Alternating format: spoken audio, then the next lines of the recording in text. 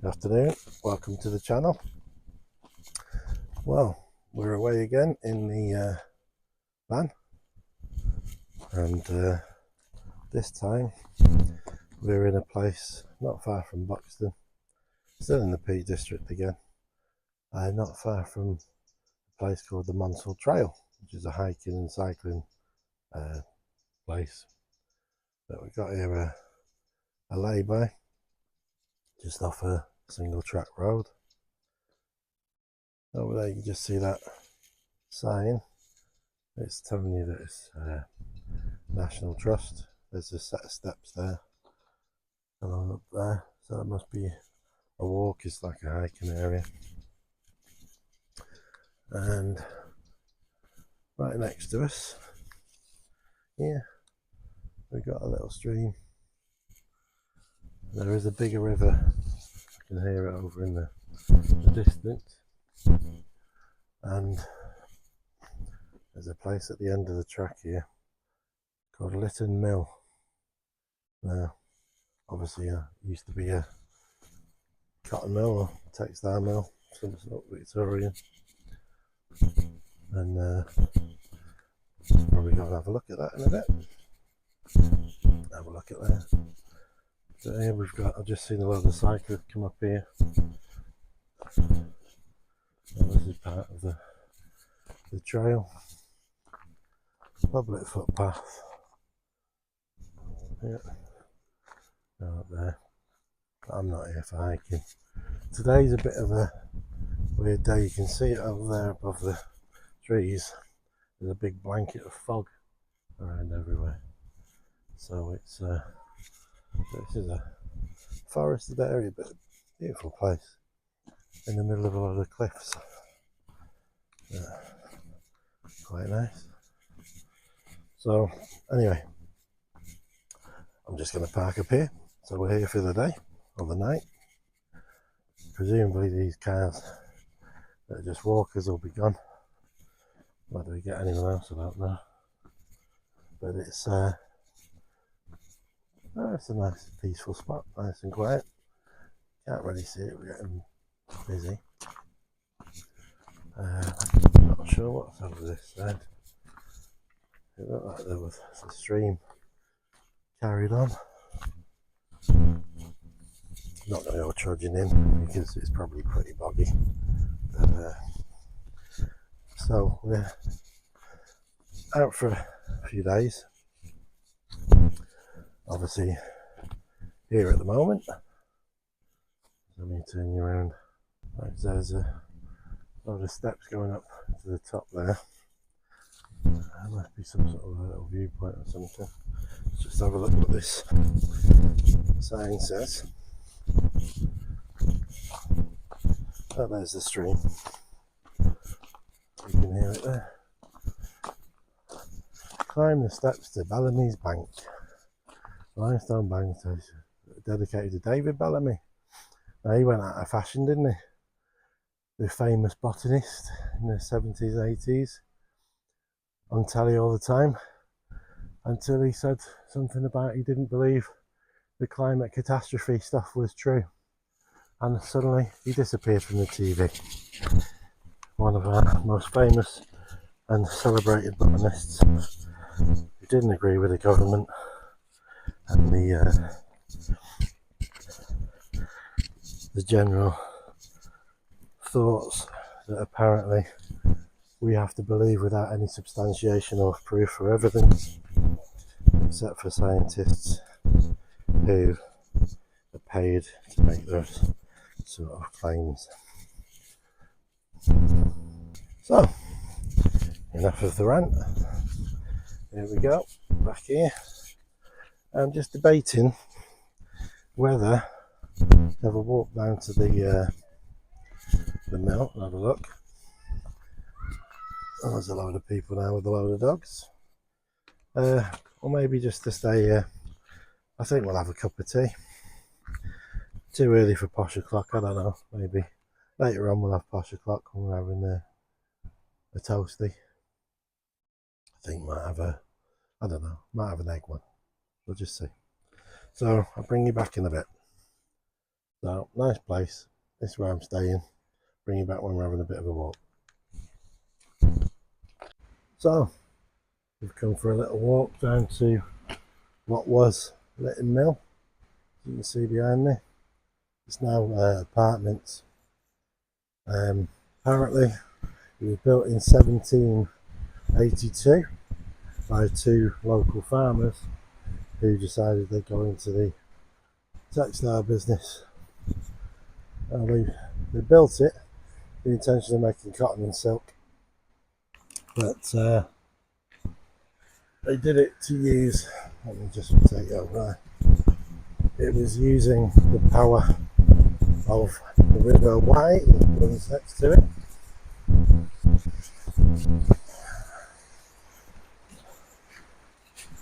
Which is there. So basically they use the flow of the river, and they used Arkwright's water frame to create power for the mill, for the looms, etc. So the problem was that they built it here where there's not really any decent road, and there wasn't really any decent way of getting here. So they found it difficult to attract free workers, free weavers, to the skilled people. So seeing as they'd put so much money into building this place, there was another alternative. And what they did was they appealed to the local parish, because there was some child labour law in 1602 that meant that you could use local paupers and children to give them gainful employment and apprenticeships. So what they did was they got, from mainly Derby, they got a load of pauper, orphan children and poor children sent to them to work in their mills. These were indentured servants, so basically they couldn't leave. They were owned by the mill owners, and this mill, Litton Mill, became notorious for its poor treatment of its children, its workers, and regular beatings and poor food. So basically they didn't do very well. By 1829, one of the two farmers had already left. One of the two farmers had left and gone back to farming. The other partner, in 1829, had gone bankrupt and became a pauper himself. So a bit of justice there. Don't know what happened to him. But the mill was bought by another mill owner from Stockport, who brought his weavers, free weavers, from Stockport and with their families, and set them up here, maybe in these cottages, I don't know. And tried to make a go of it, built new roads, which is the one I'm walking on, widened it to try and get access, but still didn't do particularly well. They carried on making silk and stuff, but it continued until, I don't know, 1880 something, I think, 1830 something. But it was sold then to an Anglo-French syndicate, who then carried on using it to make artificial silk for nylons. And it continued until, I think, 1980, when it closed down and was converted into flats. So there you go. By the way, the one of the indentured paupers, one of the children who worked here, was a chap named Richard Blincoe, who actually put his experience down on paper. I don't know whether it was a diary or some journalist, but it's said that Charles Dickens used Blincoe as his inspiration for Oliver Twist. So, from a pretty nondescript little place, but same place, using children from the poor houses, workhouses, the orphanages, and treating them pretty abysmally. So Richard Blincoe was one of the indentured child workers from here, and Charles Dickens apparently used his story as his inspiration for Oliver Twist. So that makes me quite happy that I'm in a place like that. I didn't even know this place was here. So anyway, walking back to the van, make a cup of tea. Nothing to see in the mill because it's now all apartments, private property, can't get in. So a lot of walks around here. A couple of kids on scrambler bikes that were, I don't know whether it was directly with the van or me or what, but usual stuff. Just buzzing past, making a few pins. But I don't think I'll get any problems here. Everyone else who's gone past are being quite pleasant. Like I say, it's just walkers and dog walkers and hikers and a few cyclists.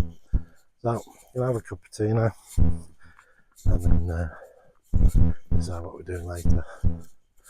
All my neighbours that were parked alongside me have all gone. There's the van over there with nothing else around it. So I think I'm going to have quite a peaceful little evening. Looks nice, isn't it? Speak to you later. Welcome back.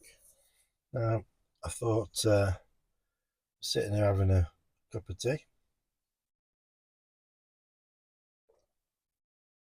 There was a little rain shower which is finished now, but just so it seems relaxing, it would be time for a new Posh O'clock.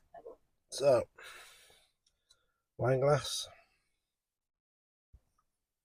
and we're going to have a little Italian Pinot Grigio.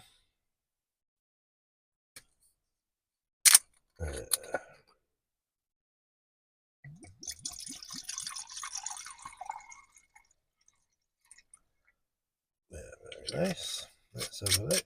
Let's have a taste of this. Cheers.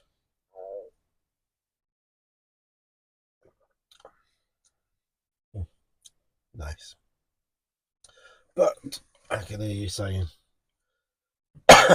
what snacks are you having? Well, as you know, there we go. We got tuck cheese sandwich.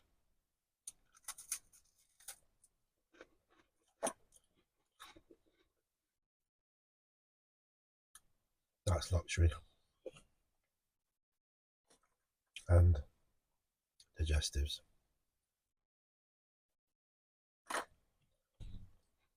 What more do you need? So, I'm going to sit here looking at my view of forest really, and enjoy my wine and my little snacks. Posh O'clock.